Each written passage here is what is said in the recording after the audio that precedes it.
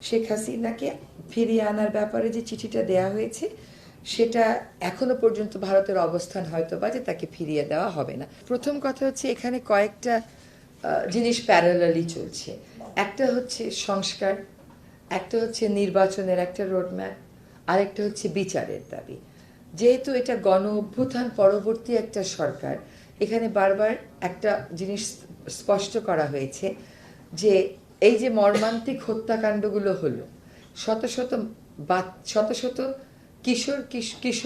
কিশোরী তাদের দৃষ্টিশক্তি হারালো, এইগুলোর বিচার না হওয়া পর্যন্ত যাদেরকে এইগুলোর ব্যাপারে অভিযুক্ত করা হয় তাদের সাথে রাজনৈতিক আলোচনার স্পেস কতটুকু, it is still a big question mark. হ্যাঁ, তো সেটা হচ্ছে জাতীয় পার্টির ব্যাপারে আমার ব্যাখ্যা। দ্বিতীয় হচ্ছে শেখ হাসিনাকে ফিরিয়ে আনার ব্যাপারে যে চিঠিটা দেয়া হয়েছে সেটা আমরা যেটুকু বিভিন্ন মাধ্যমে বুঝেছি যে এখনো পর্যন্ত ভারতের অবস্থান হয়তো বা যে তাকে ফিরিয়ে দেওয়া হবে না, কিন্তু আনুষ্ঠানিক উত্তর যদি আমরা পাই বা যখন আমরা পাই তখন সেটা নিশ্চয়ই আপনারা জানতে পারবেন।